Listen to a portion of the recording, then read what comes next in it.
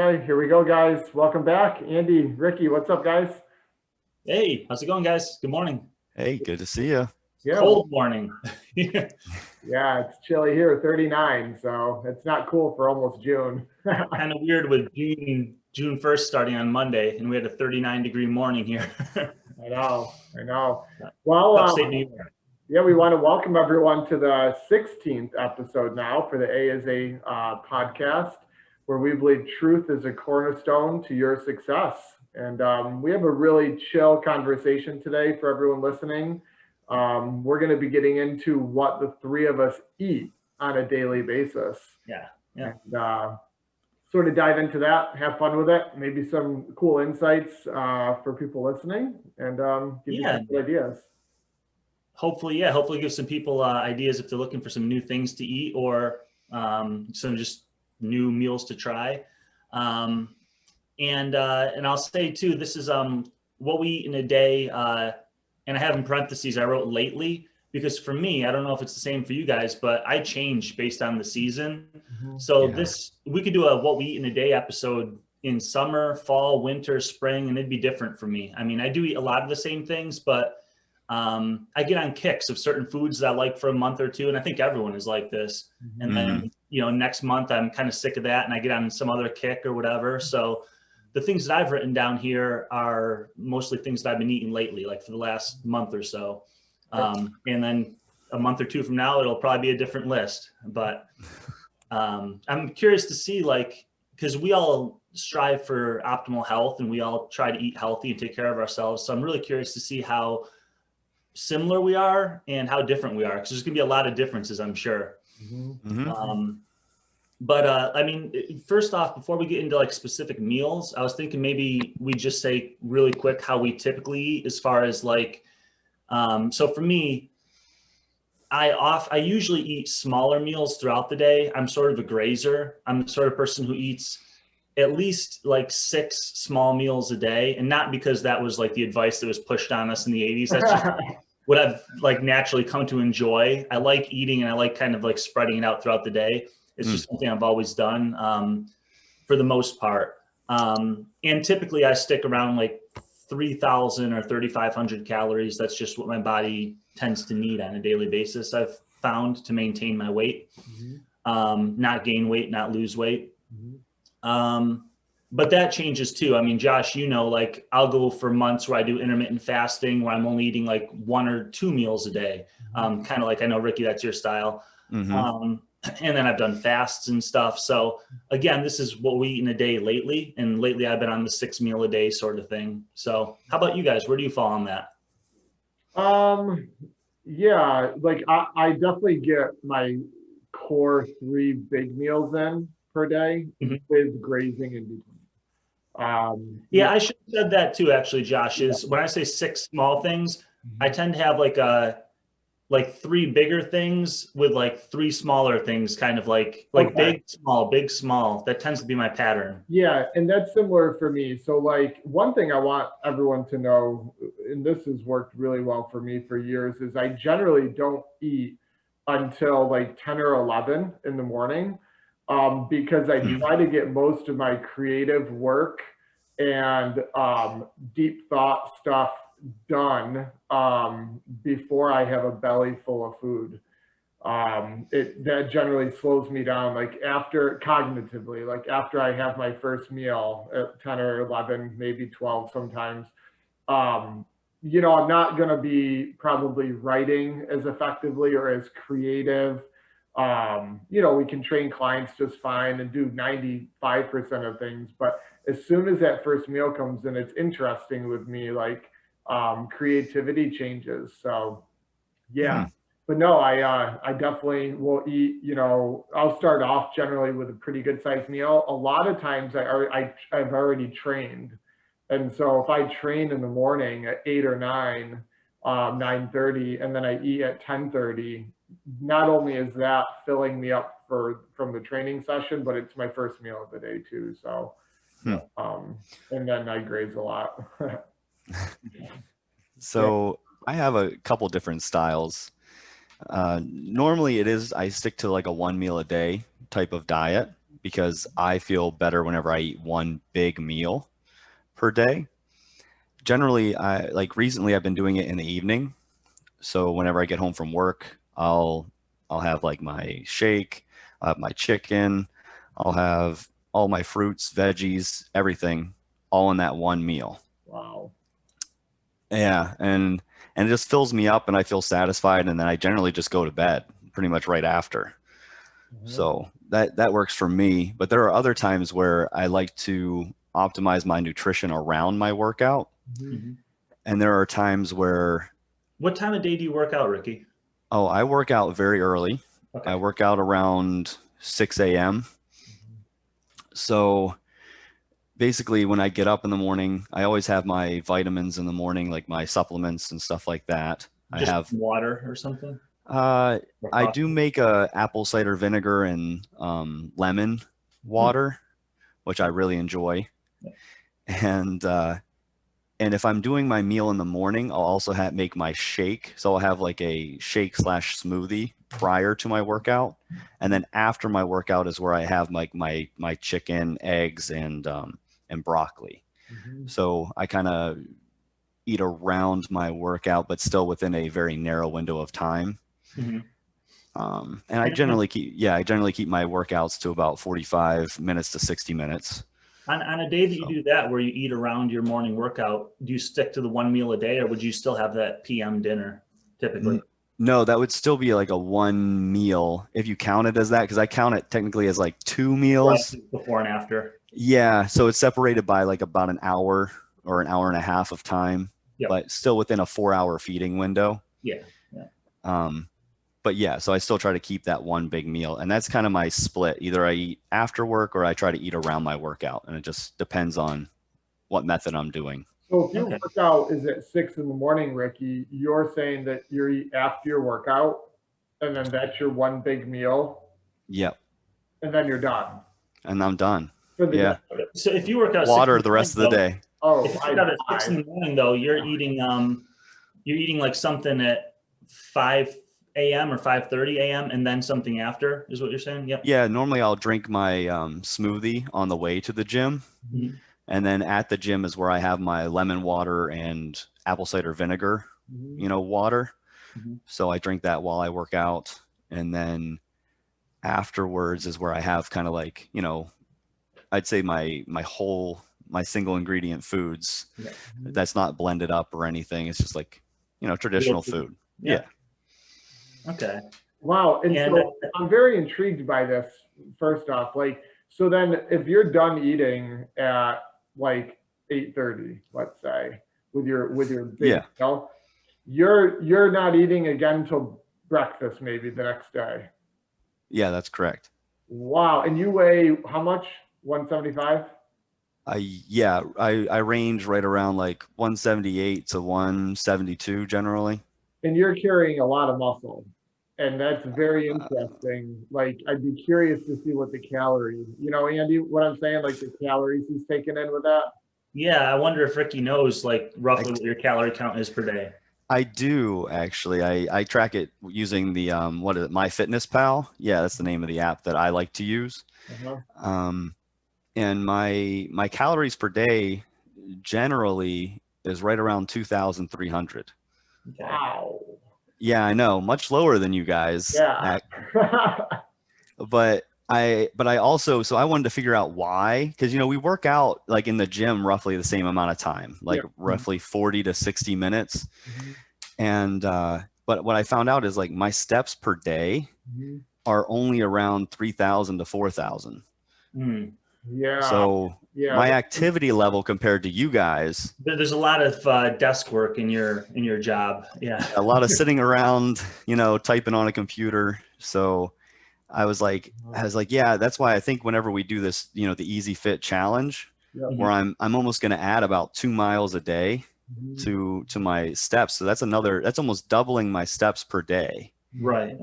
And I'm going to try to keep the same calories. I feel like I'm going to be hungry because I feel like I'm going to be burning an extra however many calories from that. But I just want to see how that affects me and see how effective the challenge is, keeping my same diet that I do on my regular number of steps. Yeah, that'll be really cool to see. Yeah, that's very interesting because like your overall workload in a day physically, you're saying is quite low, even though you're working out for 40 to 60 minutes.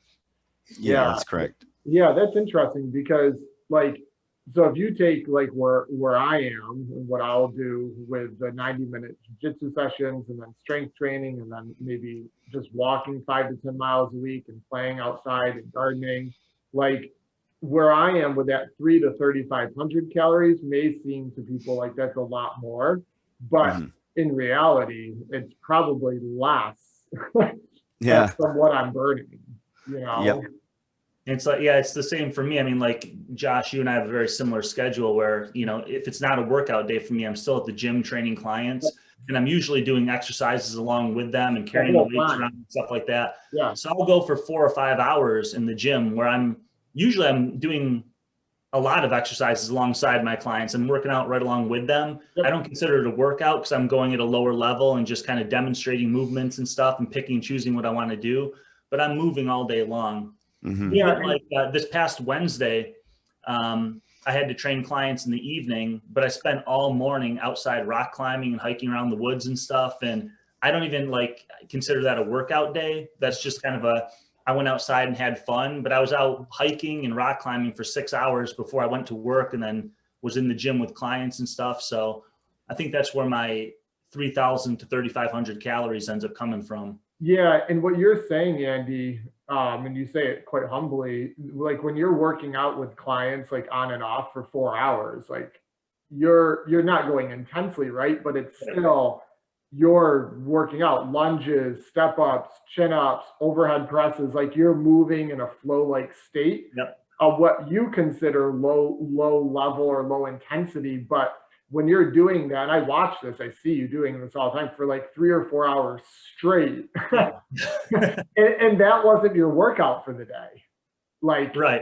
Yeah, that comes later at my own time. Yeah.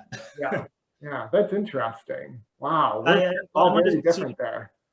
I'm so fascinated to see, it looks like we lost Ricky for a second, but I'm so fascinated to see, and I think this is gonna be awesome for anyone listening, because I think we all do really well with our diet. We've got it tailored to ourselves. We all eat healthy. How different we are and like what the similarities are, like what are the things that we're all doing that are the same, that might be the keys that, you know, like for example, for me, one of the big things is prioritizing protein. I like to make sure that I get at least 100 grams of protein a day, but usually it's up to like upwards of 150 a day. And there's protein in every single one of my meals, even like the little small snacks. I'm curious to see what Ricky gets when he gets back on the call here. He disconnected, but I'm curious to see what he gets if he's only eating 1 meal a day as far as his protein goes, because eating 100 to 150 grams of protein in a single meal is really hard. I wonder if he's getting like 80 grams or so, or 60 even, I don't know. Yeah, but that's still a lot. Like, that's why I'm very interested with the amount of muscle that he carries and how strong he is with the lack of what I call lack of calories / like you said, like how do you get 100 grams of protein in with that 1 or 1.5 meals, you know? And then do you even digest that? Like, can you take in 100? You definitely probably can, but can you digest it? Well, that's an interesting point that maybe we can talk about real quick while Ricky's getting back on the call. He just texted me and said, I lost you guys. I don't know. I don't think we need to resend him the link or anything. He should be able to just get right back on, I believe. But I'll just talk about that for a second then, the protein thing. That's kind of a myth. You know, it used to be you know, kind of pushed that you could only absorb, they would say, or digest 20 to 25 grams of protein at a time. And so they tell you, you know, if you're trying to get 100 grams of protein in a day, make sure you take in like 20 here, 20 here, 20 here, 20 here, spread throughout the day.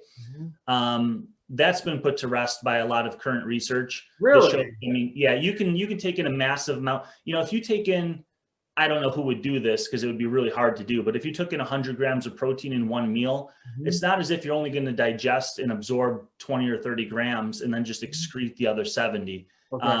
It's going to digest slowly over a period of many, many hours, and it's all going to make its way into your body eventually. Really? It's not just going to like, reject those calories and excrete them out later.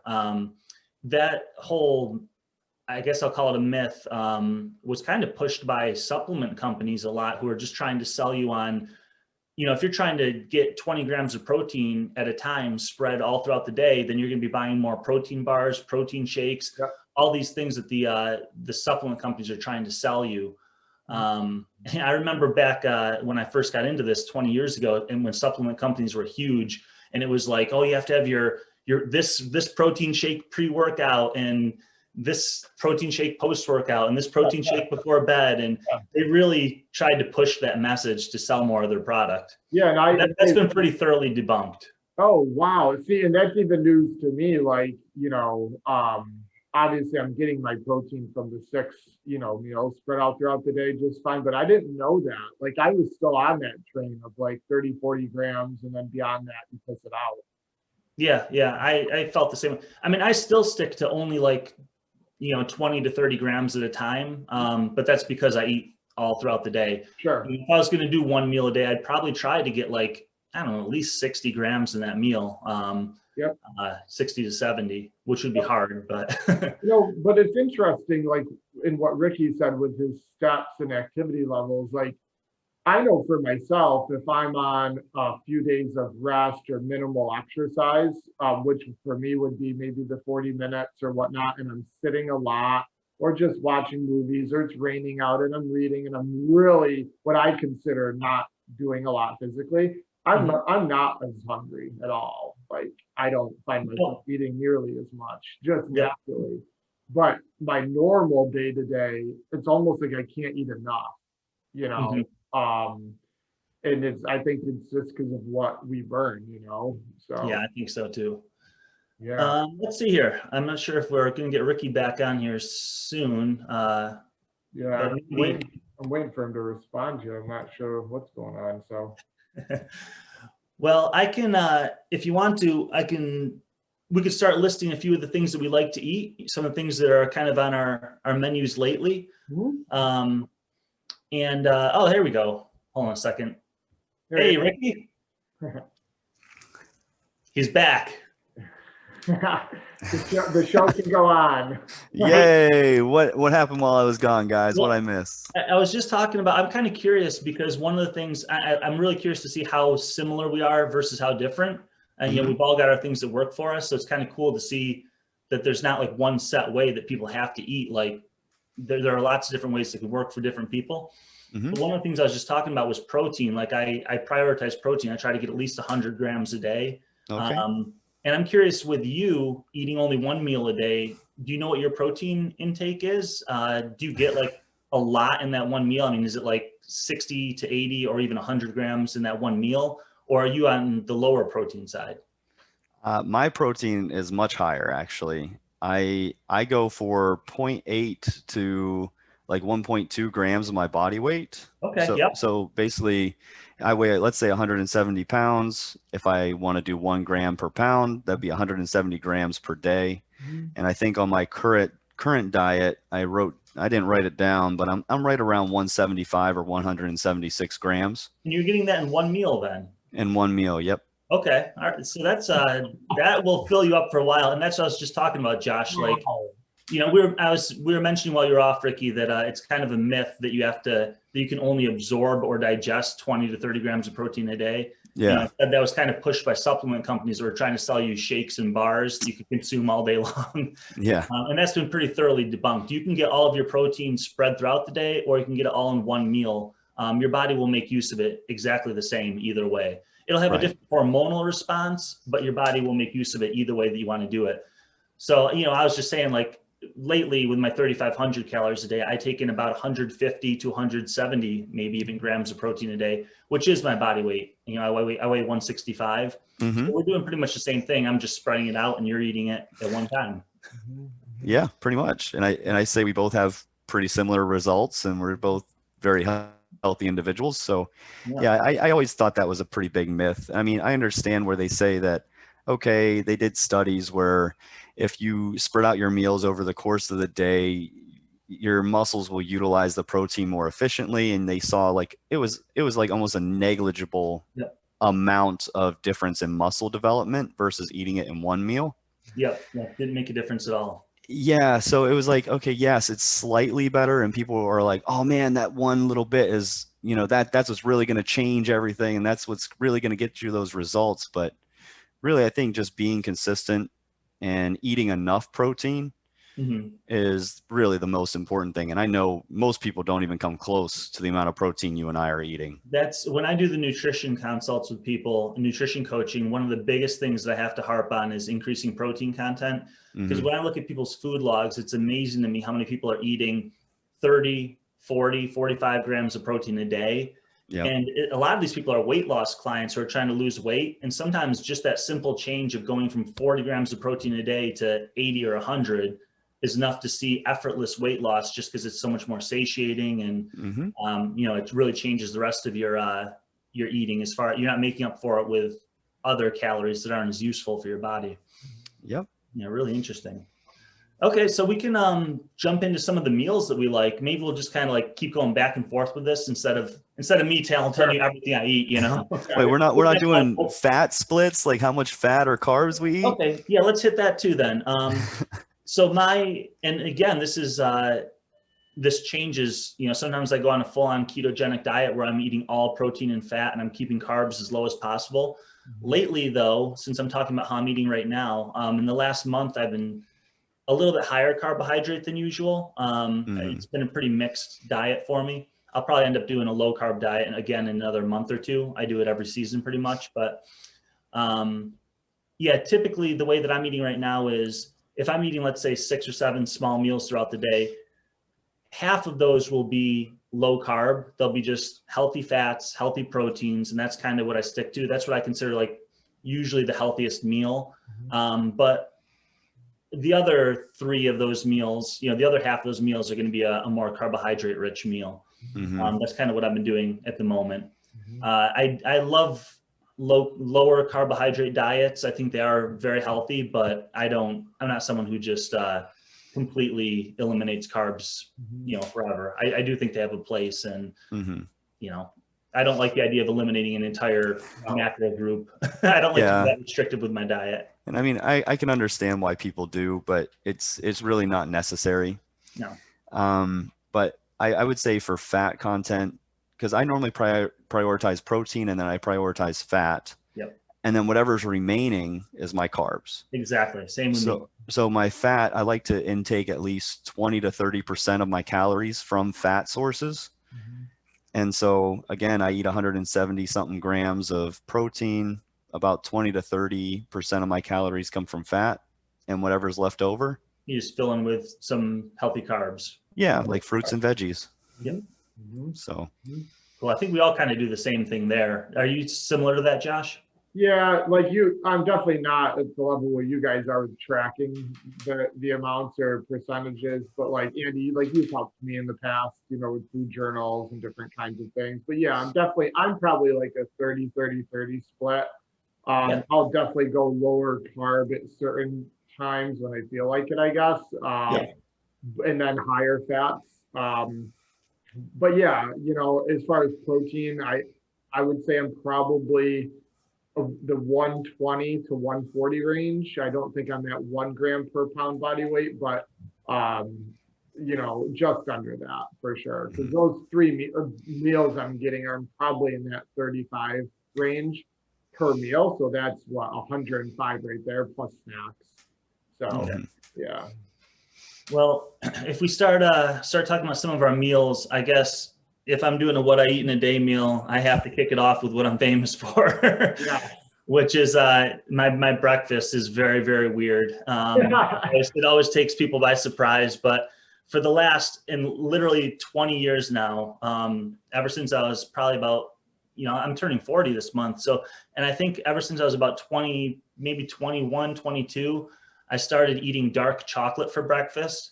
And I've literally, and I mean that word, literally eaten dark chocolate for breakfast pretty much every single day for the last 20 years, along with a protein shake. I learned a long time ago that the fats that you get from dark chocolate, primarily stearic acid, and then some of the other really great things that are found in cacao, some of the polyphenol antioxidants, and some other molecules that are in there. PQQ is a really interesting one. There's a lot of health benefits to dark chocolate.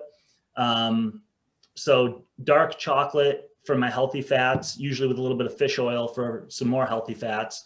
And then a whey protein shake has been my breakfast for the last 20 years. Which sounds really weird to have dark chocolate for breakfast. It sounds unhealthy, but I'll just mention that when I say dark chocolate, I'm eating 90% dark chocolate. Yeah. And the higher the percentage, that just means there's less sugar. So if you're eating like, you know, a Hershey's milk chocolate bar is going to be like, you know, I don't even know what percentage that would be. It's probably 40%, you know, chocolate, and it's got a lot of sugar in it. And then if you eat a 60% dark chocolate bar, that's got a little less sugar, 75, 80% has less sugar. So my 90% dark chocolate bar is pretty much just all good, healthy fats with very little sugar. And then I have my protein alongside it. And that way I get a nice high protein, high fat meal to start my day. Yeah. And I want people to understand when they're choosing a dark chocolate, like you said, 85 to 90% and up. And then what is it? Soy lecithin, or if I'm pronouncing that right? Yeah. You know, I try to limit soy in my diet. So I don't want to have, you know, most dark chocolate bars are made with some form of lecithin to help them. That's an ingredient that helps emulsify the fats, and I think it gives the chocolate a bit of a nicer texture usually. So they usually use some sort of lecithin in the chocolate bar. And I try to find ones that don't have soy lecithin because I try to limit the amount of soy that I take in. Yep. I don't think it makes too big of a difference, but there's plenty of chocolate bars out there that don't have soy lecithin. They might either have sunflower lecithin or they might have no lecithin at all. And that's what I eat, is the dark chocolate bars that just don't, they have no lecithin in them. And in the dark chocolate brand that you're eating mostly is Linden, right? 90%. Yeah, Lindt. Yeah, it's funny because that's just like considered a candy company, and it is like most of what they make is candy, but they do have a 90% dark chocolate bar that's very clean. Yep. But you know, there's a lot of other really healthy dark chocolate bars out there, so I'll mix it up on occasion. There's the local supermarkets have maybe 4 or 5 that I rotate between, but they're all 85% dark or darker. Okay, and then on your protein powder, because I think people would like to know, like, what are you, because I know that me and you were taking in Garden of Life, the pea and brown rice protein for a little while there. I haven't been on that for like a year now. What are you using for protein powder? So I stick with whey protein. I do really think that's the most bioavailable, has the best amino acid profile. It's just one of the cleanest and healthiest forms of protein you can take. But the important thing to me there is most whey proteins you find in a supplement store or whatever are they've got artificial sweeteners and colors and flavors in them to try to make them taste better. You know, the quality might not be the best as far as where the dairy is coming from. So the brand that I personally use is called V Thrive, but there's many of them out there. But what I go for is an organic grass-fed whey protein, you know, just as if I was buying any dairy product or anything from, you know, or anything from like the meat and cattle industry. I'm looking for grass-fed and organic. So the one that I get is the only ingredients in there are organic grass-fed whey protein, and then there I don't know what other ingredients are in there, but it's a very clean product. There's maybe some vanilla extract to give it some flavor, and I think a little bit of stevia, which gives it a little bit of sweetness without adding any sugar. So it's a very clean product. Yep, that's my go-to protein shake now, and probably what I'll keep using for a long time, I imagine. Awesome. Cool. Yeah, my day, let's see, first meal. Like I said, I'm up at like 6:30, and I'll take a supplement called Ion Biome, so IONBIOME by Dr. Zach Bush. It's for the gut microbiome. So I'll take prebiotic sort of thing. Yeah, exactly. Yeah, yep. And, I'll start my day off introducing that into my gut with probably 16 ounces of water, and then I'll take a vitamin D supplement. And then I just sort of let that sit, until 10, 11 in the morning, at which I'll have my first full big meal, which for me is just a bunch of whole foods. So like this morning will be chicken. I'll have organic sour cream on there with some sweet potato, not much, but some macadamia nuts I'll throw in there, a handful of lettuce, olive oil, sea salt. And then I'm a huge, huge fan of ginger and garlic. I eat a lot of ginger and garlic. Probably 3 times a day. I'll put those in my meals. You just cook with it? I've never actually cooked with ginger, but is that what you do? Is no. cook with it, or No, I just buy it at the grocery store and I shred it. okay. Keep it in the freezer. I'll take it out, thaw it a piece, and I'll shred it into a bowl. And every 3 or 4 days, when that runs out, I'll shred more. And I just keep replacing it. So I'm putting shredded garlic or shredded ginger. Yep. Oh, nice. And so yeah, I'm pretty. People always see me eating out of a bowl. Yep. I'm like a big bowl. So your big Pyrex containers, yeah, or glass containers, yeah. Exactly. So all of that will go into my breakfast. I'm trying to think what else is in there. That's for this morning. That's what that'll be. I already made it actually, so I'll go in after this and eat that. But I just fork and knife and go to town, and that's my first meal. And then generally an hour after that, again, this is dependent on my training and life in general, but then I go to something similar, Andy, to what you do. I'll eat a half a bar of dark chocolate. And then generally I'll either put in a Go Macro bar with that, goat's milk, potentially. I drink like a gallon of raw goat's milk per week. Or sometimes just the chocolate. So it all depends what I want for calories, but that's an hour after my main meal. Nice. Okay. Yep. Ricky, if you were starting, let's say it was a workout day where you were going to do the smoothie or whatever beforehand, and then you were going to eat after, like what's the pre-workout meal look like for you? All right. Yeah. I was actually just running through it in my head to try to like write it down, because I haven't done it for a little bit. Okay. So I have a multivitamin. So I take all my vitamins and stuff in the morning. I do a multivitamin, vitamin D. I do my magnesium, my ashwagandha, and my fish oil, all in the morning. I just take it with water. I have about 8 ounces of coffee in the morning. So I do brew some coffee, and I have that sometimes on the way to the gym, or I try to finish it at home. I normally will I think I misspoke earlier. I actually do have my 2 to 3 eggs prior to the gym. I also have a bagel, but my bagel it's a special one. It's like kind of one of those, how like there's like the Ezekiel bread, where it's like the crushed grains. Well, they have, there's a really good company called Alvarado Street Bakery, and they make that type of bagel essentially, which has like 10 grams of protein. And it's all like whole grains just kind of smushed together, and they taste pretty good, and it gets me that. Does that company make like granolas and cereals too? I think I've seen. I don't know. I'd have to look into what their other products. Company sounds familiar. Yeah. Yeah. Okay. But I love it, and so that's kind of like my cheat in the day is that bagel, and I have organic cream cheese, and I cook my eggs in organic butter. So I don't use any of those fake oil sprays or any other crap like that. And then I also prep my shake in the morning, and my shake / smoothie is, I guess, a little unique. I don't know how many people would like it, but I really enjoy it. It's I weigh everything out. It's actually, I know I'm kind of like a freak. I'm not gonna lie about that. I have my little food scale. But it's 5 ounces of mixed berries. I do about 170 grams of organic spinach. I do 2 ounces of chia seeds. And I also have my protein powder, which I use Vega Sport. Because I wish I could consume whey, but I have an intolerance to it. Yep, that's common.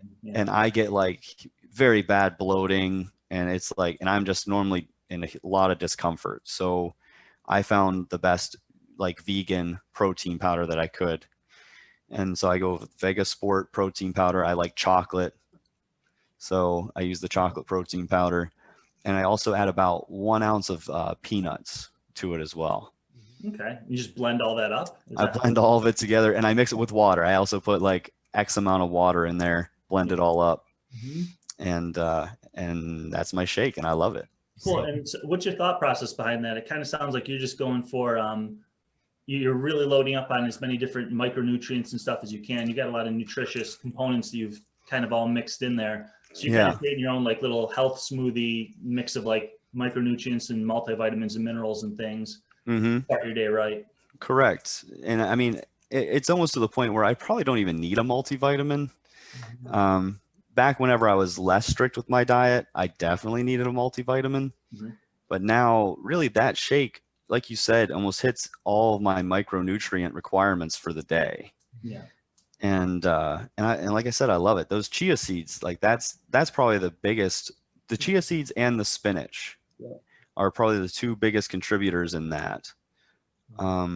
I would say the mixed berries. And when I say mixed berries, a lot of the times whenever I look for mixed berries in the supermarket, they come with strawberries. And I don't really like strawberries. They're a little bit higher in sugar and they're not like a true berry in my mind. So I try to find the blend of mixed berries that are strictly blackberries, raspberries, and blueberries. Cool. Very nice. I like that you touched on that. When it comes to fruit, I always tell people like, you know, fruit is a natural, healthy, whole food. So good on you for eating fruit. But if you want to make it the best possible, berries are the best fruit there are as far as just being lower in sugar and higher in nutrients. Yeah, and fiber as well. Fiber, yeah, exactly. Yeah, and that's the only fruit that I generally eat myself. Once in a while, I'll put a banana in there, but yeah, blueberries, raspberries, blackberries. That's all I'll eat. See, the other thing that I like, which this comes after, I add kiwi. So I eat 2 kiwi a day because like bananas, you know, I used to eat bananas because I always want to get my potassium up as high as possible. But then I found the kiwi is essentially, it's almost like a big berry. And it has more potassium per gram of kiwi than a banana does. Wow. So I eat 2 kiwis pretty much every day, and that's after. So that's my next meal, and I'll probably bring it up again there. But yeah, I almost consider kiwi like a super fruit. I was just gonna say kiwi is kind of a superfood that flies under the radar. I'm trying to think of, boy, there's some nutrient in kiwi that it's higher in kiwis than it is in almost anything else. And I wish I could think of what it was. I don't know if you know, Ricky. I'll have to look it up. But I think it's actually really good, a potent stimulator of mitochondrial biogenesis, like growing new mitochondria. Really? Yeah. I don't know if it's pyroquinoline quinone, the same thing that's in dark chocolate, actually. I'll have to look it up to be sure so I don't say the wrong thing. But yeah, kiwis are definitely a superfood. They're incredible. And that's actually something I should eat more of. Now that it's summertime, I'll start introducing a few more fruits. I eat fruits seasonally. And for me, it's just kind of a summertime thing. And I want to make sure to put some kiwis in this summer. Do it. But, okay, so the common thread there, though, is we all start our day as healthy as possible. And that's something that, like, I think more people should try to do, because it's easy to sort of, once you've fallen off on trying to eat healthy, you tend to like throw out the rest of the day, you know? So I say at least start your day as healthy as possible. When you wake up in the morning, you have the most willpower, you know, you're the most likely to actually do things right. And then just try to keep that trend going throughout the day. You know, what you find typically is people might eat a healthy breakfast, maybe have a healthy brunch, but then like maybe they'll fall off the wagon and have like a really unhealthy lunch or afternoon snack or whatever. And once people fall off the wagon, that's when they're like, the day is shot and I'm just going to like have fun and just eat whatever I want to for the rest of the day. So I try to get people to eat as healthy as possible for breakfast, at least start it right and get off on the right foot, and then try to continue that trend throughout the day for as long as possible, you know? And I see that we all, I mean, unsurprisingly with the three of us, but we all start our day as healthy as possible with a good meal to get the day kicked off right. Mm-hmm. Going on to like some, I don't know, lunch or mid-morning snack ideas. I mean, and the funny thing here is all of these things now I could list in any order, because for me, you know, I could eat an omelet, you know, eggs and bacon and a bunch of mixed vegetables and stuff like that as a lunch. I could eat it as dinner time. So I'm the same. none of the next few meals are going to be, they could be lunch, they could be dinner, they could be a snack. But yeah, some of my favorite things to eat, I'm going to throw in eggs. That's one of my big go-tos. I eat a lot of eggs, probably eat like a dozen to a dozen and a half a week, I would say, of eggs. But one of my favorite meals last night for dinner, I had eggs with some bacon, onion, garlic, arugula, all mixed with butter. Whenever I eat eggs, I always try to throw in as many vegetables as I can, just because it's a great way to get more leafy greens in your diet. If you're not a salad eater, especially. I don't know, that's one of my meals. You know, thought process there is just the eggs are one of the most nutritious foods for you. Healthy proteins, healthy fats. I'm cooking it in butter. That's more healthy fats. Getting a lot of vegetables mixed in. So again, a high protein, high fat, low carb meal. Super nutritious. What about you guys? What would be a midday meal for you? We can just keep rotating on this, I guess. We'll come up with maybe like 10 good meal ideas for people. Okay. Yeah. Midday, and like Andy, you said, a lot of this is interchangeable. So like my 3 big, you know, food heavy meals are all interchangeable. So like one I'll do is like canned salmon. Bar Harbor makes a wild caught, you know, salmon that is really, really good. I'll have a can of that, which is like close to 40 grams of protein. Yep. I'll throw that in. I'm a big vegetable fan. You know, we do, you know, this year we're doing a huge garden. In the past, we do like a community, like a CSA type thing. So we have a lot of vegetables like cabbage and, you know, all the greens and everything. So I'm constantly, is my base for my main meals, just choosing a core group of vegetables, and it's whatever is, whether it's in season or it's in the fridge.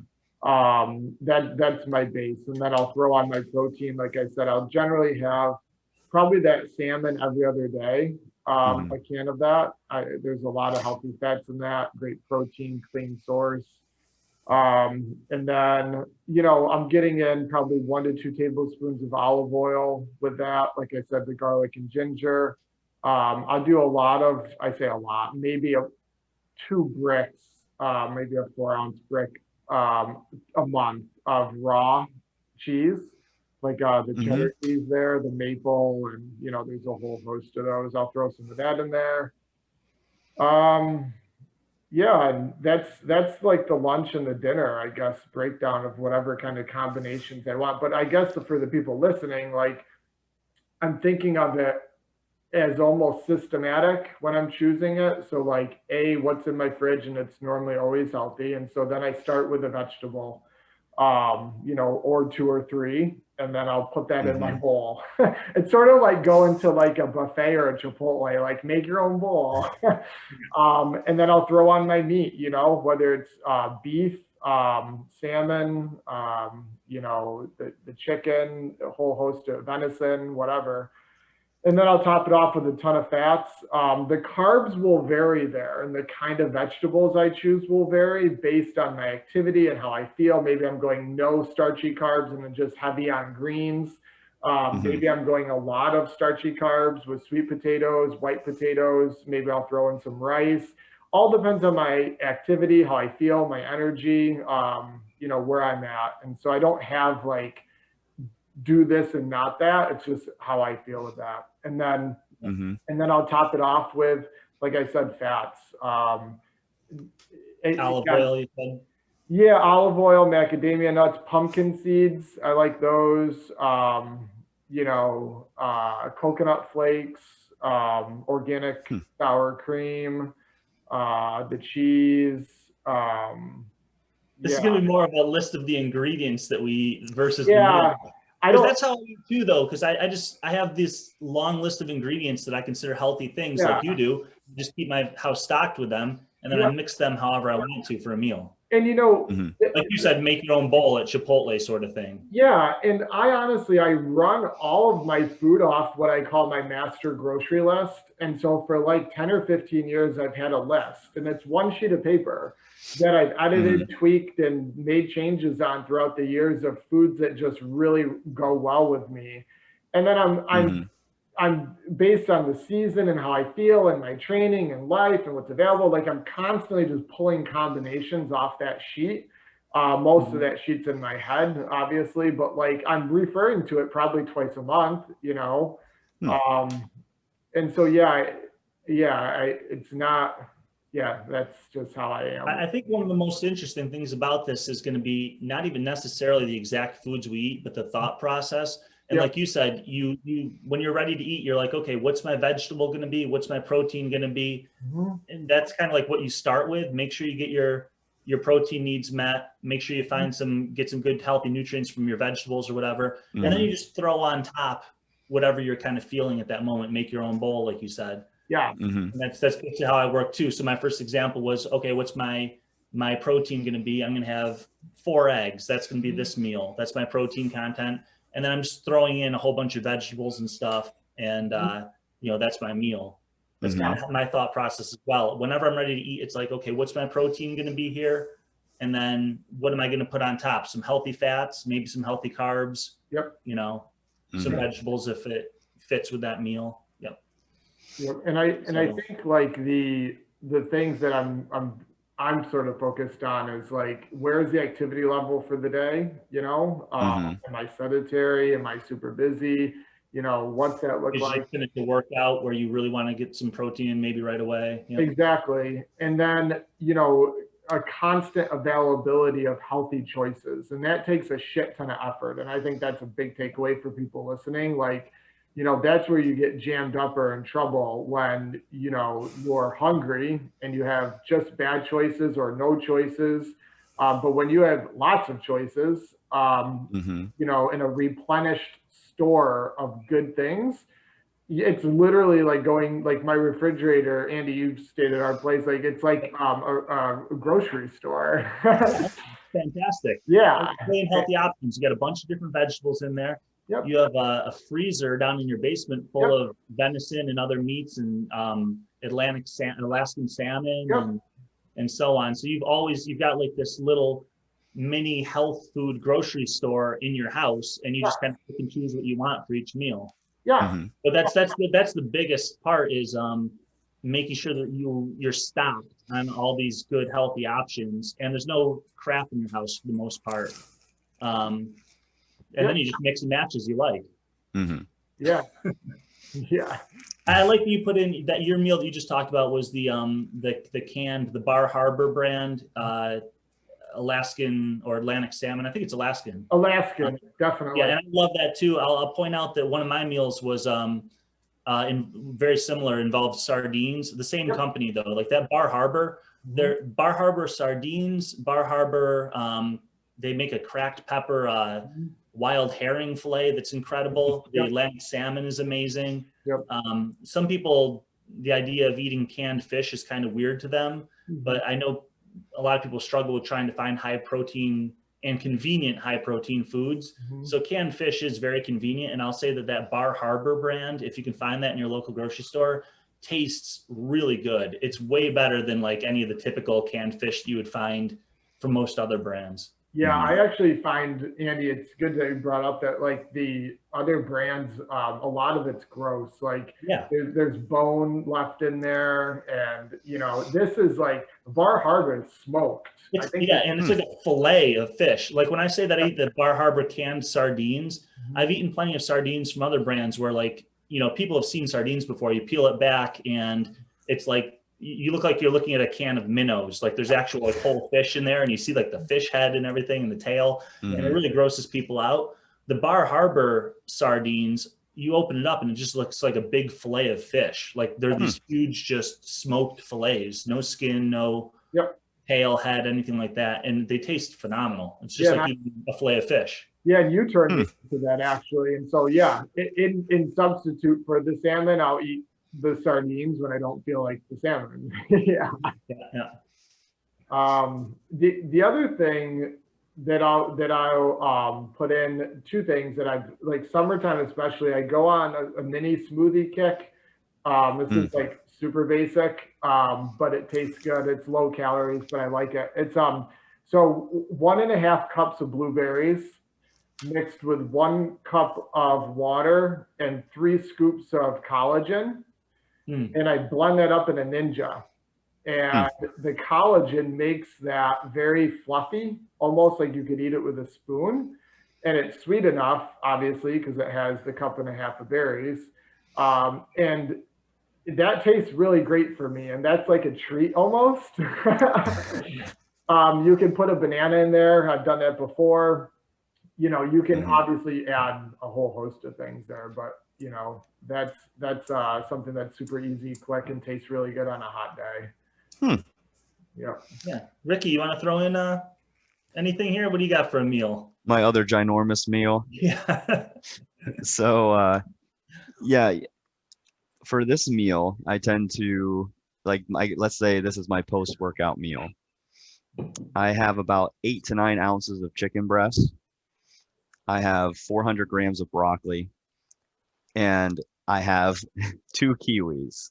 And I know, and it sounds like so boring, and it sounds like, because do you do season like the chicken breast and stuff? Is it like salt, pepper? Like what's your seasoning kind of thing? So I like to use garlic. So I do use garlic, and I have butter. So I cook it in butter.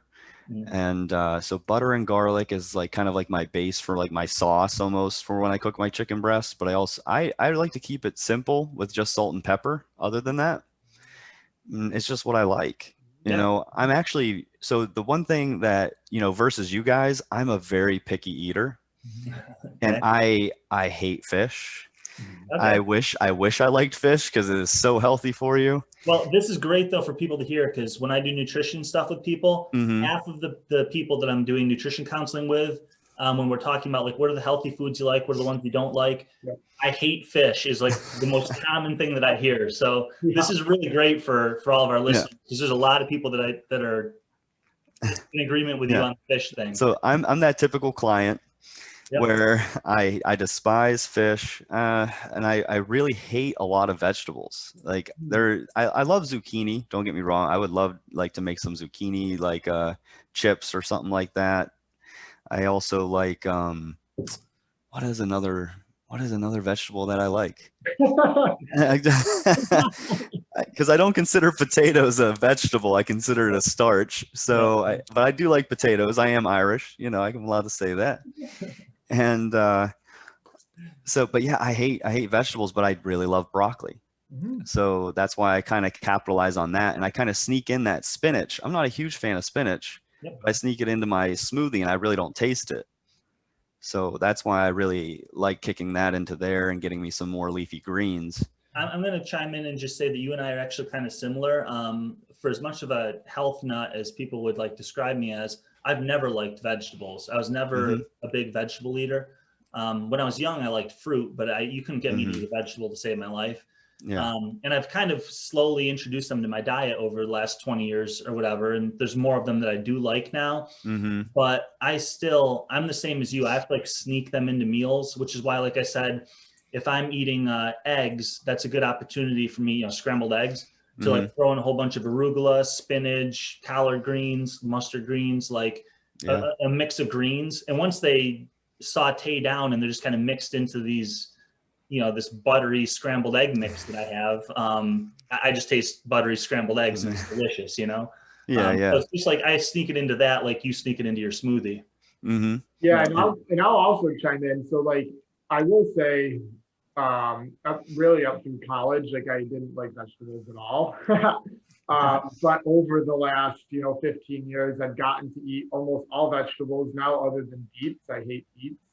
I think you eat more vegetables than me and Ricky combined. I eat a lot of vegetables, but let's put this out there. I'm also sneaking them in.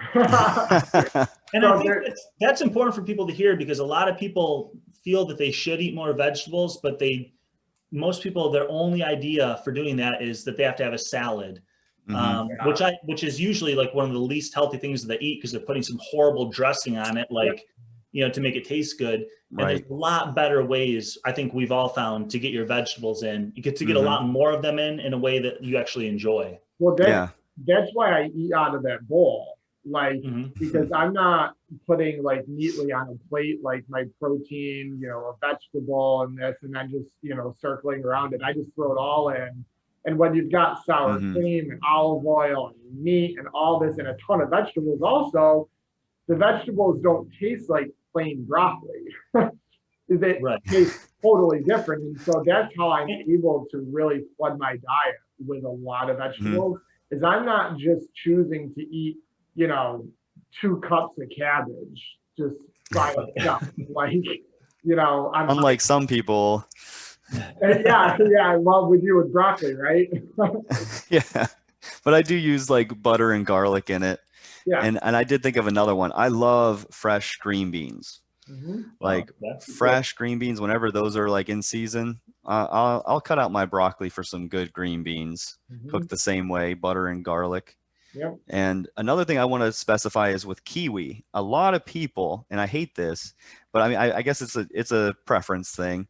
I eat the entire kiwi, minus like the little pits. Yeah, minus the little pits on the end, which are kind of like inedible.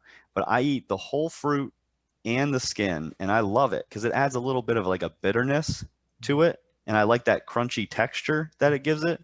But a lot of people will just cut the kiwi and then scoop out the actual fruit, and you're missing a lot of that extra fiber.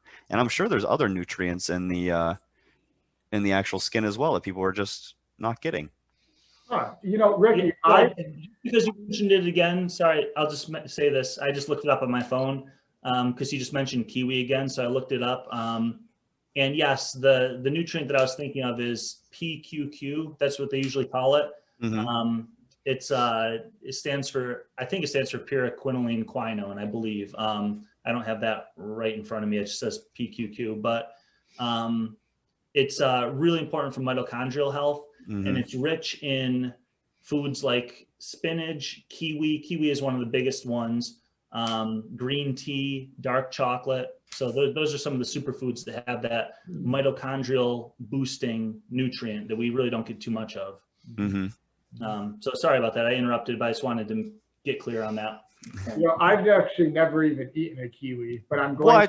What? I'm going to, yeah, I know, right? It's like I'm going to now. So like today, I'm going to go to Hannaford and get some. So there we go. Good. Maybe some more people will too. Yeah, no, that's awesome. I put kiwi right up there with blueberries, raspberries, blackberries, strawberries, even though Ricky doesn't love those, but as like the really healthy fruits. And I could probably put that in that blueberry smoothie, maybe. Oh yeah, it tastes good. Yeah. Okay. Yeah, I'm gonna do that. I'm gonna buy some of those.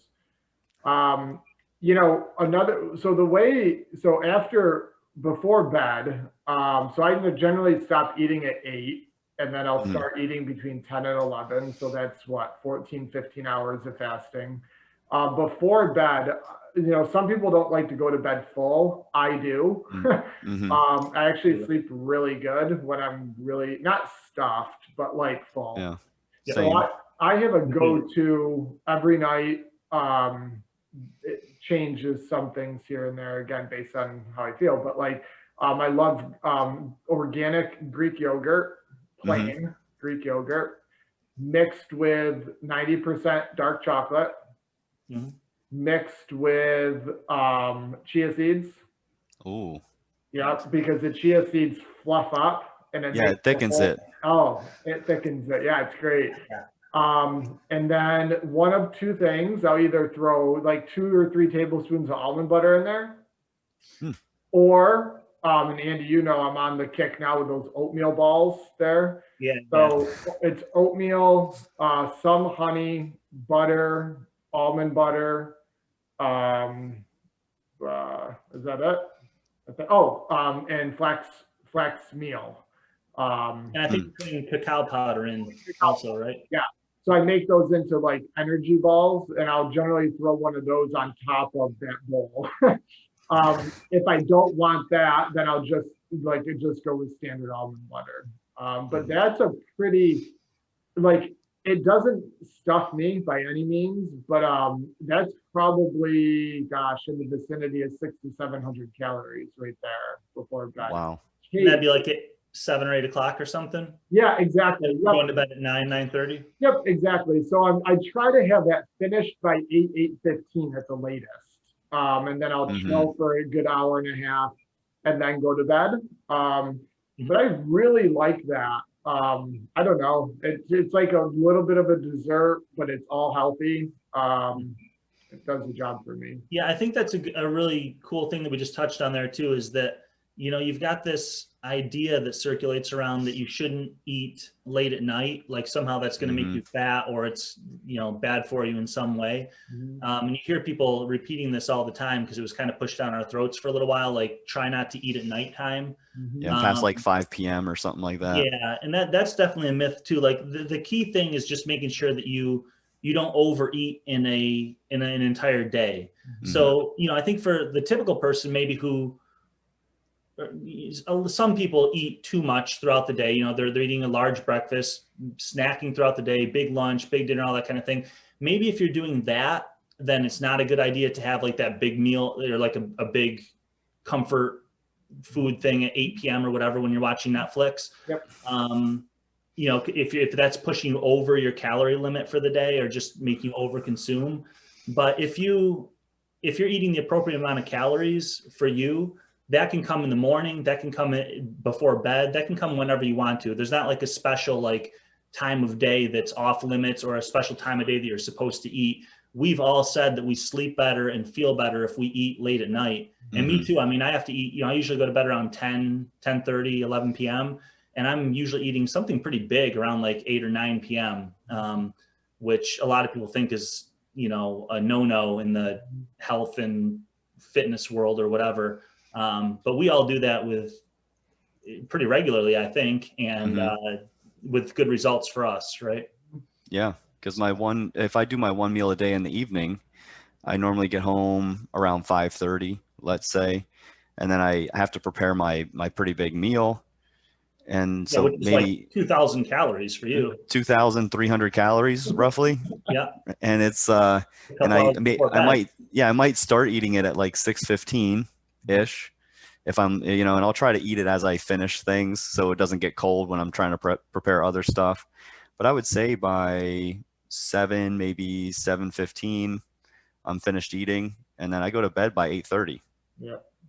So, you know, and I'm perfectly fine. And what's interesting to me is, you know, talking with the two of you, and hopefully people can take this away, there's sort of like two reoccurring themes here for people here, if they don't want to overcomplicate things. None of us are eating any processed foods. Yep. You didn't hear, this is, I'll say for myself, and I'm pretty sure for you two, 7 days a week. Like it's pretty darn consistent with that. I mean, if we get into those cheat meals, sure. Yeah, we'll get in a sec. Yeah. Yeah, but for the most part, the vast majority, right, are unprocessed whole foods with one ingredient that you can recognize. Like I think that's a big piece for people to understand that. The second thing is the limited sugar. Right. So we've mentioned fruit here and there, touched on it, this and that, but overall, very low sugar. That doesn't mean low carb. So there's a difference. Right. I think my sugars are right around like 50 grams a day or something like that. Which is perfect. Yeah. Yeah. And that's, again, 175, you know, body weight, activity, lots of muscle, right? So like, you know, someone that is consuming 150 grams of sugar, right? And doesn't have 3 cans of soda.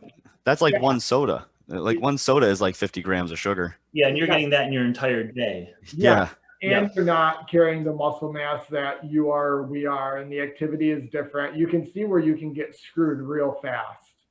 And so, you know, the low sugar is huge for all of us. And I think everyone listening. So I just wanted to say that. Yeah. Maybe just to throw in another, we didn't say anything about red meat, but I mean, I do eat ground beef is a pretty regular meal for me. We don't need to like talk about the actual meals, because we've listed all the different various sides that we like to have. But usually if I eat red meat, if I'm having a burger or a steak or some ground beef with taco seasoning or something like that, I'm going to be sauteing some vegetables on the side. And that's another way, again, to sneak in vegetables. I can saute a whole mountain of like leafy greens down into a small pile. And then if I have a spoonful or a forkful of that along with a forkful of beef, I mean, that tastes good to me. You know, I mostly taste like the beef and the seasoning that I have on it and stuff. And when I saute vegetables, there's going to be salt and pepper on there with like garlic and onion and things that make it taste good. So I always try to have vegetables on the side. But I would say I eat beef probably 2 to 3 times a week, something like that. I know, Josh, you do beef, you do venison. Yeah, I would say, yeah, gosh, I'm probably almost double what you're eating for beef. Like, you know, but whether it's venison or ground beef, steak, a roast, chuck roast, you know, I'm eating a fair amount, but I want to let everyone know also that it's the cleanest form of red meat that you can eat. So I would not recommend eating the amount that I eat with like just regular, you know, the cheap stuff from the store, that's grocery store meat. Yeah, like I'm eating 100% grass-fed organic beef, straight up. Like, you know, and that's important. And then the venison, you know, they're eating as nature intended. You know, they may not be eating all organic with the GMO corn, but it's still pretty damn good, you know.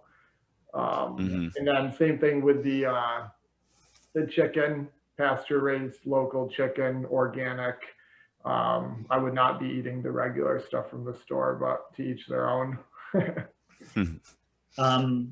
We will, Ricky, you mentioned like some of the vices and things like that. So I wanted to get into a few things at the end here, but maybe right before we touch that, any snack ideas for people, like when they're out on the go? I'm thinking of things like, for me, I like macadamia nuts. I like pistachios. Sometimes if I want something that's not like a complicated meal, I'll have some of those for healthy fats. I like beef jerky. You know, high quality beef jerky. High quality beef jerky. Yeah, that's really convenient to take with you, or venison jerky. You guys have anything that you throw into that snack category? Yeah, like chocolate, those oatmeal, dark chocolate. the oatmeal balls that I said. Also, yeah, you know, with hunting, I get about 20 pounds of jerky per year. So I'm eating jerky, macadamia nuts, like you said, hard-boiled eggs. Oh, that's a good call. Yeah, that's that with you somewhere. Yep. Yeah. Forgot about that. I used to do those a lot. I used, as a snack, was hard-boiled eggs, but since I don't snack anymore, I kind of don't remember. Yeah. All right. And then Go Macro bars, protein bars. You know, Andy, you eat No Cow bars. Right. I don't really eat those so much anymore. What I usually, when it comes to bars lately anyway, has been the Go Macro bars, which are, you know, pretty clean. You know, they're made from single ingredient real foods. You know, it's not hyper processed or anything. It's they have maybe like whatever 5 to 10 ingredients, but it's all just real food mashed into a rectangle. You know. So, but those are a little higher in sugar. It's not the sort of thing that I would want most people eating throughout the day. But again, for our activity level and stuff, you know, if I'm out hiking around or rock climbing all day long, if I eat 2 or 3 of those throughout the day just to keep my calorie content up a little bit, I'm burning right through them quick. So it doesn't make too much of a difference. I like your oatmeal balls that you make are a nice substitute for those Go Macro bars, which can get kind of expensive. Yeah, they can. And, you know, something similar to the Go Macro, but like homemade, like the homemade trail mixes, like it's not hard to do. You know, you can find a bunch of different combinations of foods that you want to put into a bag and then you have a healthy choice. I like with that trail mix, I put in like organic coconut flakes, not, you know, covered in sugar, just plain coconut flakes, and they taste amazing, and they pack a ton of energy and fats.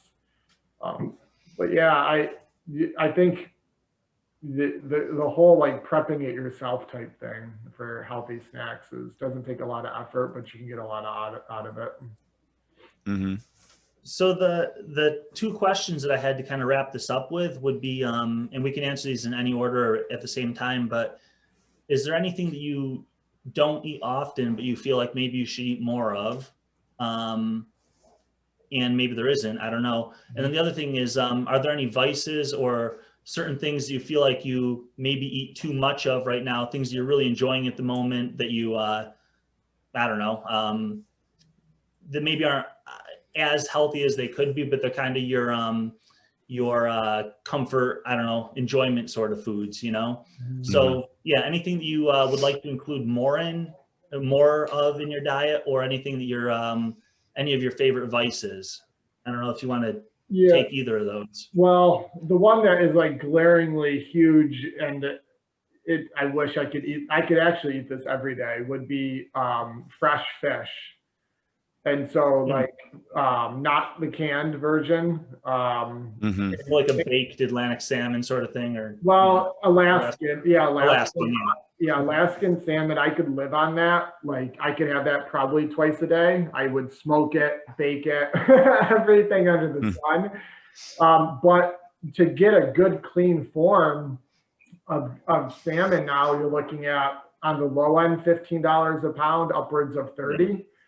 And so when I'm paying $6-7 for beef or chicken, you know, it's not really sustainable, you know. That was on my list too. Yeah. So that'd be if I liked fish, I would say that, but I would say, if listening to this conversation, I'm definitely going to add in some dark chocolate, I think, and see how that affects me. So I'm going to probably eat more of that. What else would I add in? There was something else I was going to add in, but something for me is, I wish that I could get a few more herbs in my diet. Things like parsley, that's really good for you, and I barely get any of that. Occasionally I'll make like I don't know, like a chimichurri sauce or something that has parsley in it, but it's really rare that I use that. But like parsley, you know, basil, dill, cilantro, any of those kind of things. Herbs tend to be really high. They tend to be pretty nutritious and really high in antioxidants and stuff. You know, whether there's much benefit to that or not is maybe debatable, but they do add a lot of flavor and stuff. I wish I had more of them in my diet, just because I really enjoy eating them. And I do think that there's kind of a variety of nutrients in there that might be worthwhile. But herbs are kind of expensive and I use a lot of them at a time. So that just kind of limits me a little bit. You should another one that comes to mind. You should grow your own. Yeah, because they're like a weed. Yeah. Most herbs are essentially like a weed. They grow so easily. So yeah, I need a little garden, I guess. That's the key there. Another one for me, kind of in the same vein, is mushrooms. I really like mushrooms a lot. I love when I have them in most of my meals, actually, or on the side. And I just forget to buy them, to be honest with you. I just pass them up in the supermarket. I always just forget to go there. But, you know, they're also rich in nutrients, high in selenium, high in some minerals that we maybe don't get in some of our other foods. So that's something that I'm going to try to add a little more often to some of my meals. What kind of mushrooms, Andy? Like shiitake, reishi, portobello, white button mushrooms. They're all good for you. You can really take your pick. Okay. Yeah, because I want to add more of that. I love mushrooms, but just what you said, I forget to buy them. Me too. I absolutely love them, and I just somehow never remember to get them. I forget to buy them too. I can't. Ricky, you just don't like them? Yeah, or? I don't mind the taste of them, but their texture just really gets to me, and I cannot take that spongy, disgusting texture. I'm sorry. So funny. So I did think of some other things. I want to add more tea to my diet.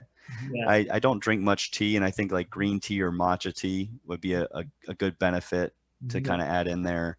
And like you, and then like you said, like adding some beef jerky. If I was going to add like another snack to my diet or something, I'd probably go with the beef jerky thing and trying to figure out my own way to make my own beef jerky. Yep, I can help you with that. Cool. I've made it a lot and I love making it.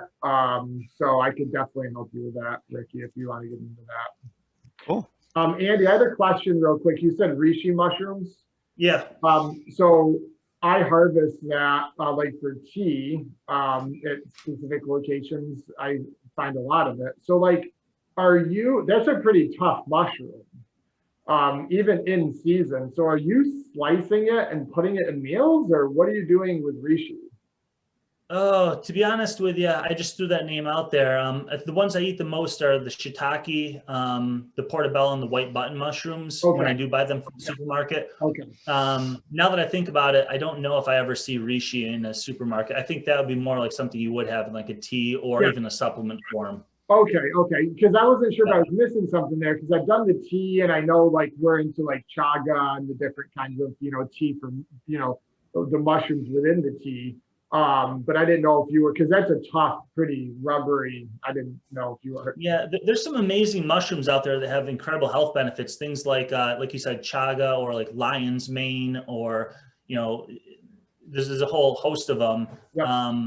And I'm not sure, some of them may lend themselves more to cooking, and some might just be better off as like a supplement or a tea. Yep. They're all fantastic for you. I'm not sure exactly which ones are better as a meal option or not. Sure. So yeah, reishi might be one of the tea ones. Okay. And one thing lastly I can throw, because I know Jesse's going to be listening to this. She does I think it's like a shot of chaga tea per day. I would advise people to look up chaga, CHAGA mushroom, and just research the health benefits of that. Andy, I know me and you are super advocates of that, and Jessie too, she's listening. You can find it, in the woods sometimes. You can buy it. It's all over. There's a website called Birch Boys. We make our own in a crock pot, and it's just a black, earthy tea that has massive immune components to it. I know, Andy, you can talk a lot more on that if we did another episode, but I just wanted to put that out there. Yeah, good call. Yeah. We're going to talk about cheat food now. I'm kind of anxious for that one. Ricky's ready to cheat. Yeah, what are some like vices, any things that you reach to too often, or just things that like maybe if you have a cheat day that you like, what do you go with? Ricky, kick us off. Ice cream. I just, I don't know. I just can't get enough. Whenever I do cheat, and I mean, my wife's grandparents actually love ice cream. So anytime we hang out with them, they're always like, oh, let's go get ice cream. And I'm like, it may be like once a week or once every other week, but I do have, let's say, an ice cream cone. And that's probably one of my biggest cheats that I do. That's interesting. I was wondering what you were going to say about like the type of ice cream you ate, like the quality of it or whatever, but you just kind of go to an ice cream store and get like the typical, the everyone's favorite. Yeah. I'm not gonna lie about that one. I'm not gonna say I go out and get some grass-fed ice cream or anything. It's like, nah. Nope. I just go out to the local store and get some ice cream, and that's my cheat. So right. Yeah. And that's good for people to hear too, because we've talked about it before, how you want to eat as healthy as you can, but no one's going to be 100% perfect. If you can do 80% right and then 20% cheat, you're doing okay. If you make it 85-15 or 90-10, even better. But we're all going to have that little sliver in there that's, for enjoyment and for mental health. So, and people need to hear that. Like, you don't have to be a total robot and just be perfectly clean all the time. Josh, you do ice cream too, but you make your own, right? Yeah, I make my own. You could argue if it's a cheat meal or not. I consider it somewhat of a cheat just because, there is sugar in there, maybe more so than, especially because if I'm going to eat it, I'm going to eat it. So I'm going to go for it. And so, there's honey in there, maple syrup. I'll make my own, but I enjoy that also. So it's cool. My two biggest cheats, you could argue if they're cheats or not, I guess, but like against the grain pizza. So it is a gluten-free pizza, but it's not like it's more of a marketing scheme. Like the ingredient list is not great by any means. There's palm oil in there and there's certain preservatives and stuff, but I love that pizza. There's other gluten-free pizzas that I will indulge in. I think Nature's Place has one. So I'm not a big pizza guy, but I like their pizza. I won't have it much, but you know, that I can definitely go for. The other thing is chicken wings. Oh yeah. Oh, really? Okay. Oh my God, dude, I could eat chicken wings till I explode. Like, how often? When did chicken wings? Not often. And so like my parents will make them, and it's from like store-bought, you know, the chicken wings, and the sauce will be generally pretty clean, like a Frank's Red Hot with butter and stuff. So it's not an awful choice. You know, and probably maybe twice a year, where be at like a party, whether it's July 4th or something, and someone will have chicken wings there, right, straight up, probably done in vegetable oil and everything else. And yeah, like I won't have 2 and tease myself, I'll have 15. And you know, I'm a pretty clean running machine, and so I don't really feel shitty after that. I'm just fine, but I love chicken wings. So me too, man. I love chicken wings on occasion. It's funny though, Josh's cheat meal he just said was chicken wings, but he eats it like twice a year. Yeah. Well, I do it a little more frequently than that. Yeah, I don't, you know, and I'll say this to everyone listening, like, and I don't feel the need to cheat. Like, and I don't know, like, and it's not me being like, oh, Josh is some strict, you know, asshole. It's like, no, I actually really enjoy my food every meal. I'm not forcing, I can tell you this straight up, I'm not forcing anything down my throat because it's quote unquote healthy. I have a list of foods that I thoroughly enjoy. I love cooking, I love eating, I love whole foods, I love feeling good. And it's not like, Josh, if you could eat shit the rest of your life, you know, and still be healthy, would you do it? No, I like truly enjoy. I'm like a 10 out of 10 with the foods that I eat.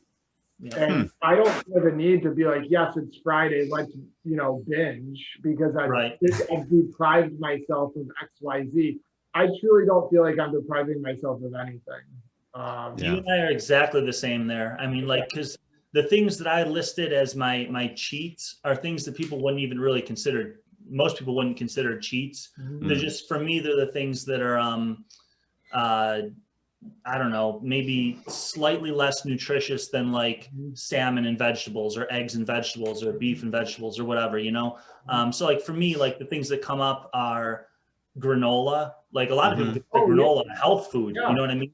But like one of the things that I've enjoyed lately is I get this Icelandic skier yogurt. It's called FKYR.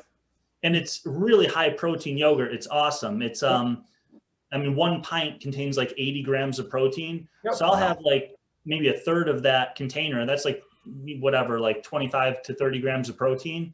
And then I'll mix in a bunch of this granola, and the brand that I usually buy is called Purely Elizabeth. So it's this organic granola with like organic oats, and it's made with coconut oil. So it's like, and like to even call that a cheat is kind of funny, but I'm just trying to think of the things that I eat that are like maybe not the most optimal as far as like supplying my body with a ton of micronutrients and stuff. But the granola in yogurt is just a delicious snack. I mean, to me, that's like eating ice cream almost. Another one that I go with is lately I've been on a kick of these avocado oil potato chips that I found. And again, like, okay, so this is probably like the closest thing I can think of to a junk food that I eat, because they are potato chips. But again, we're talking organic potatoes, kettle cooked in 100% avocado oil. So even when I'm cheating, it's like, I'm not feeling bad because I'm looking at this ingredient list and it's all like potatoes, avocado oil, salt. You know what I mean? Like it's, these are things I don't mind putting in my body. I'm not getting a bag of Frito-Lay potato chips in soybean oil. I'm not getting Doritos. You know, my cheat meals aren't, you know, Oreos and Doritos and Twinkies, that sort of thing. They're just granola, avocado oil, potato chips. And then like Josh said, I also like, my pizza is cauliflower crust pizza. And I have that like once a week. I'll have a cauliflower crust pizza. But again, that's like, because the crust is made with cauliflower, it's gluten-free, it's lower carbohydrate. It's not made with vegetable oil. So even my cheats are kind of a little on the cleaner side, but I do have, those are the things that I think those are my comfort foods that I go to enjoy something when I'm not trying to put the most nutritious thing in my body.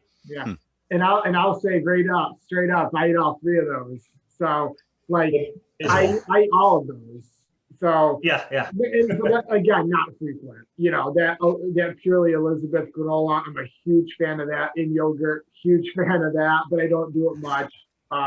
The cauliflower pizza, same thing. Amazing, delicious. I definitely don't have one a week, but that's they taste amazing. So yeah, I'm on board with all those. Nice. Geez, guys, I mean, I think we kind of wrapped up the topic here. Do you think is there anything else that we want to add to this? Is there any other questions or ideas you guys have? I think we hit it pretty solidly. I think I'm good. Yeah, the only other thing I can say is like the importance of being satiated with foods you enjoy. That way you don't make shit choices. Like, if you're going to a July 4th party or like Memorial Day coming up and you're starving and there's just not good choices there, you're going to eat more of the bad stuff. And so don't go there hungry. Or have a snack, with you, or a bar or a protein shake. Like there's ways to hack that. And the three of us do that. So there's no excuses. And I think that the number one top tip that you had, Josh, was just keeping your house stocked with healthy options. So you always have plenty of vegetables, meats, whole foods, whatever, and you can just create and combine as you like throughout the day. Some people are going to have to prepare meals ahead of time if they're going to work or whatever, but just making sure that you have a lot of good options in your house at all times makes it a lot easier. Yeah. And more people need to learn how to cook or want to cook. Yeah. And find enjoyment in cooking. Because I can tell you that if you don't, I don't know, like finding food ready to eat is hard. Yeah, you can't control what goes into it. No. Right. Yep, absolutely. No. And I think people can find, if they got decent at it, of being enjoyable, meditative, holistic. I'm not a good cook, but I enjoy cooking. So yeah. All right, cool. We're signing off. So subscribe. If you enjoyed this episode or any episodes, we definitely want you to be on our team and subscribe to our YouTube channel. If you have any recommendations or topics you want us to dive into, maybe you want to be a guest, let us know. We've been hearing from some people, some great stuff. It's awesome. As soon as we get a listener question where someone says that they have a topic that, can you guys dive into this? We'll make that our next episode. So anyone who listens, comment and let us know what you want to learn about or what you want us to touch on in future episodes. For sure. We'd love to hear that. And as a reminder, the Easy Fit Challenge is coming up. By the time this airs, I think this will already be launched, but the Easy Fit Challenge, you're going to find more info on our website, co-movement.com with that. So if it's something you're interested in, definitely it would be a great starting point for many people to jumpstart, a new healthy lifestyle. So look out for that. And if you want to be a member of Co-Movement, co-movement.com, private coaching, online coaching, the whole deal. We can help you out. So if that's it, we're signing off and see everyone next week. All right. Sounds good. Okay. Bye, guys. Thanks, guys. All right.